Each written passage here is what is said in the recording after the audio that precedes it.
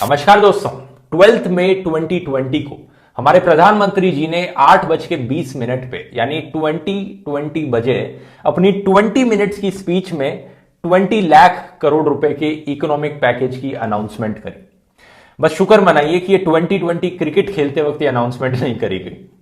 प्रधानमंत्री जी ने तो सिर्फ इसकी अनाउंसमेंट करी थी, उसके बाद अगले 5 दिन तक पार्ट बाय पार्ट करके हमारी फाइनेंस मिनिस्टर जी ने डिटेल्स बताई पैकेज की। तो आइए जानते हैं दोस्तों, इस 20 लाख करोड़ के पैकेज में आपके लिए क्या है, एक आम आदमी के लिए, मिडिल क्लास लोगों के लिए क्या इसके फायदे हैं, क्या नुकसान है, और क्या ये जो 20 लाख करोड़ का पैकेज है सही में ये 20 लाख करोड़ का ही है। ये सारी चीजें जानेंगे आज के वीडियो में, और कुछ कॉम्प्लेक्स इकोनॉमिक टर्म्स को भी मैं एक्सप्लेन करूंगा आज के वीडियो में, जैसे कि ये फिस्कल स्टिमुलस क्या होता है, लिक्विडिटी इंजेक्शन क्या होता है।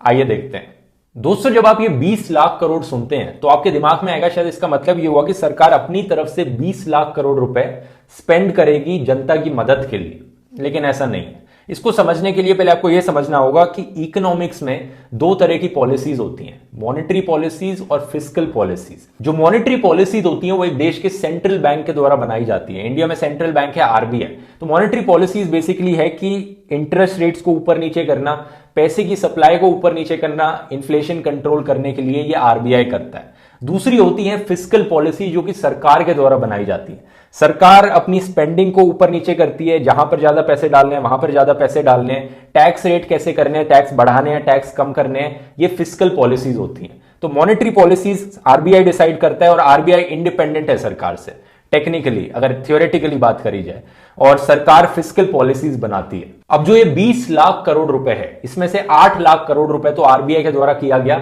लिक्विडिटी इंफ्यूजन है। लिक्विडिटी इंफ्यूजन क्या होता है इसके बारे में आगे बात करूंगा वीडियो में, लेकिन पॉइंट ये है कि आरबीआई के द्वारा किया गया मेजर है, तो ये एक मॉनेटरी पैकेज हुआ।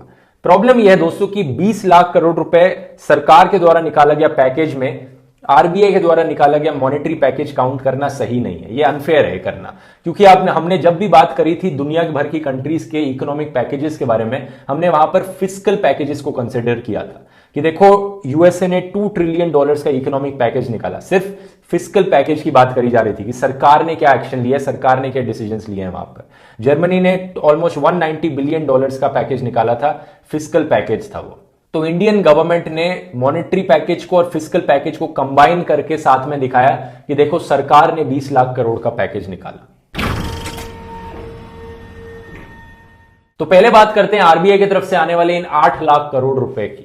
ये पैसा दोस्तों आरबीआई के रिजर्व से आएगा। लिक्विडिटी इंफ्यूजन इसे इसलिए कहा जाता है क्योंकि इकोनॉमिक्स में लिक्विड का मतलब है किसी भी एसेट को कैश में बदल देना, जिससे कि उसे खरीदना बेचना आसान हो जाए। आरबीआई के पास जो रिजर्व पैसा पड़ा है वो यूज में नहीं आ रहा है इकोनॉमी में, वो बस रखा हुआ है पैसा। जब आरबीआई उसे लिक्विड बनाएगी उस पैसे को, तो वो पैसा इकोनॉमी में आएगा, जिससे कि लोग उसे खरीद पाएंगे, बेच पाएंगे, कैश में कन्वर्ट हो जाएगा। आरबीआई ये कैसे करेगी? आरबीआई अपना इंटरेस्ट रेट कम करेगी, जिससे कि जो बाकी बैंक्स आरबीआई से लोन लेते हैं वो सस्ते में लोन ले पाए। और जब वो बैंक सस्ते में लोन ले पाएंगे तो वो बैंक्स बाकी लोगों को और कंपनीज को सस्ते में लोन दे पाएंगे। और इस तरह से जो एक्स्ट्रा पैसा है आरबीआई के पास, 8 लाख करोड़ रुपए, आरबीआई अपने रिजर्व्स को इंडियन इकोनॉमी में डाल देगी। बेसिकली बैंक्स के पास जाएगा पहले पैसा, फिर कंपनीज और लोगों के पास जाएगा ये पैसा। इस तरह से इकोनॉमी में आएगा ये पैसा लोन्स के फॉर्म में। तो आरबीआई जो बाकी बैंक्स को लोन देता है और जो इंटरेस्ट रेट उन बैंक से चार्ज करता है, इसे कहते हैं रेपो रेट। तभी आपने न्यूज में सुना होगा दोस्तों कि रेपो रेट को आरबीआई कम करने लग रहा है, क्योंकि यही तरीका है, जो प्रोसेस है मैंने आपको समझाया। आरबीआई अपना रेपो रेट कम करेगा, इंटरेस्ट रेट कम करेगा, बाकी बैंक सस्ते में लोन ले पाएंगे, और इस तरह से इतने पैसे का इंफ्यूजन हो पाएगा इकोनॉमी में। ये एक बहुत ही सिंप्लीफाइड एक्सप्लेनेशन है जो मैं आपको दे रहा हूं समझने के लिए। तो बेसिकली पॉइंट ये है, एंड कंज्यूमर पर इसका नेग्लिजिबल फर्क पड़ेगा जो आरबीआई की तरफ से 8 लाख करोड़ आ रहे हैं। तो 20 में से 12 लाख करोड़ रुपए बचे जो सरकार की तरफ से फिस्कल पैकेज है। अब इस 12 लाख करोड़ में से भी दोस्तों सरकार ने कहा 1.7 लाख करोड़ वो ऑलरेडी पिछले पैकेज में अनाउंस कर चुकी हैं, इसलिए वो इसमें भी काउंट किया जाए। और ऐसी कई चीजें हैं दोस्तों इस बचे हुए पैसे में भी जो सरकार पहले ही अनाउंस कर चुकी है, लेकिन फिर भी अभी इस 20 लाख करोड़ में काउंट करने लग रही है। द न्यू इंडियन एक्सप्रेस के इस आर्टिकल में डिटेल में बताया कि कौन सी ऐसी स्कीम्स थी जो सरकार ऑलरेडी अनाउंस कर चुकी थी, लेकिन फिर भी इन 20 लाख करोड़ रुपए में काउंट करने लग रही थी। जैसे कि पीएमएमएसवाई योजना, जो कि सरकार ने 2019 के यूनियन बजट में अनाउंस करी थी। अब सेक्शन बाय सेक्शन करके एक जनरल ओवरव्यू देखते हैं इस इकोनॉमिक पैकेज में क्या है। पहले एमएसएमईज के लिए, micro small and medium enterprises के लिए सरकार ने दोस्तों 3 लाख करोड़ रुपए के लोन्स देने का फैसला किया है, कोलैटरल फ्री ऑटोमेटिक लोन्स। काफी फायदा होगा इन कंपनीज को, लेकिन ये एक लोन है, ध्यान रखिए, ये कोई पैसे गिव आउट नहीं किए जा रहे हैं, लोन दिया जा रहा है। पावर डिस्ट्रीब्यूशन कंपनीज के लिए 90,000 करोड़ रुपीस का लिक्विडिटी इंफ्यूजन किया जाएगा। एक तरीके से लोन या लोन गारंटी ही है ये, और एक्सपेक्ट किया जा रहा है कि एक power companies benefit pass on करेंगी कंज्यूमर्स को। हमारे किसानों को, फार्मर्स को 2 लाख करोड़ रुपए का कंसेशनल क्रेडिट दिया जाएगा। ये फिर से दोस्तों एक तरह से लोन देना ही हुआ, कम इंटरेस्ट रेट पर। स्ट्रीट वेंडर्स के लिए 5,000 करोड़ रुपए की एक स्पेशल क्रेडिट फैसिलिटी प्रोवाइड करी गई है, इसका मतलब भी लोन देना हुआ उनको। माइग्रेंट वर्कर्स के लिए अगले 2 महीने तक फ्री फूड ग्रेन्स की सप्लाई दी जाएगी सरकार के द्वारा, जिसकी कॉस्ट पड़ेगी 3,500 करोड़ रुपीस, और सरकार का कहना है कि ये 8 करोड़ माइग्रेंट वर्कर्स को बेनिफिट करेगी। One nation one ration card को भी इंप्लीमेंट किया जाएगा बाय May 31, 2021। ये दोनों बहुत अच्छी खबरें हैं दोस्तों, देखते हैं कितना ग्राउंड पे इंप्लीमेंटेशन होगा इसका। सरकार ने यह भी कहा है कि मनरेगा के अंदर जो माइग्रेंट वर्कर्स अपने गांव वापस लौट रहे हैं उन्हें इंप्लॉयमेंट प्रोवाइड करी जाएगी। लेकिन क्या आपने ऑब्जर्व किया दोस्तों कि कैसे ज्यादातर चीजें इस इकोनॉमिक पैकेज में लोन गारंटीज या क्रेडिट फैसिलिटीज हैं। बेसिकली जनता को लोन्स दिए जा रहे हैं, कंपनीज को लोन्स दिए जा रहे हैं कम इंटरेस्ट रेट पे या बिना कोलैटरल के। इसमें कुछ गलत नहीं है, डेफिनेटली कुछ कंपनीज को, कुछ लोगों को इससे बहुत फायदा होगा, लेकिन at the end of the day ये सिर्फ लोन्स दिए जा रहे हैं। आज जिस इंसान के पास नौकरी नहीं है, जो अपना खर्चा पानी नहीं चला पा रहा, वो लोन लेकर आज के दिन गुजारा जरूर चला लेगा, लेकिन कभी ना कभी उसे उस लोन को वापस चुकाना पड़ेगा। तो ओवरऑल लॉन्ग टर्म में जनता के ऊपर प्रेशर कम नहीं कर रहा है, जनता के ऊपर से स्ट्रेस हटा नहीं रहा है। बहुत से लोगों ने, एटलीस्ट मैंने तो एक्सपेक्ट किया था कि सरकार डायरेक्ट मनी ट्रांसफर करेगी लोगों के अकाउंट्स में, ताकि आज के दिन बेनिफिट हो सके। ऐसा ना हो कि सिर्फ लोन्स दिए जा रहे हैं और उनसे एक्सपेक्ट किया जाए कि वो वापस भी चुकाएं। आज जो सिचुएशन आई है वो सरकार के लॉकडाउन की वजह से ही आई है। जरूरी था, लेकिन ऐसा नहीं होना चाहिए कि सब कुछ, सारा बोझ लोगों पर ही डाल दिया जाए। यहां पर ऊपर से दोस्तों इस इकोनॉमिक पैकेज में कुछ ऐसी चीजें 20 लाख करोड़ में काउंट करी गई हैं जो बेसिकली आप ही का ही पैसा है, जैसे कि टीडीएस रिडक्शन करना 25% से। इससे क्या बेनिफिट पहुंच रहा है? कोई बेनिफिट नहीं पहुंच रहा इससे एक्चुअली में, बस एट द मोमेंट आपको टीडीएस में कम लिक्विडिटी ज्यादा मिलेगी, लेकिन ओवरऑल कोई ज्यादा पैसे नहीं आएंगे आपके पास। ऐसे ही दोस्तों ईपीएफ को कम कर दिया गया है 12% से लेकर 10% तक। ये भी आप ही का ही पैसा था जो आप बाद में एक्सेस करने वाले थे, लेकिन आज इसे कम कर देना मतलब फ्यूचर से आप बोरो कर रहे हैं उस पैसे को। ये बेसिकली जनता का ही पैसा है जो जनता को वापस दिया जा रहा है और उस 20 लाख करोड़ में काउंट किया जा रहा है।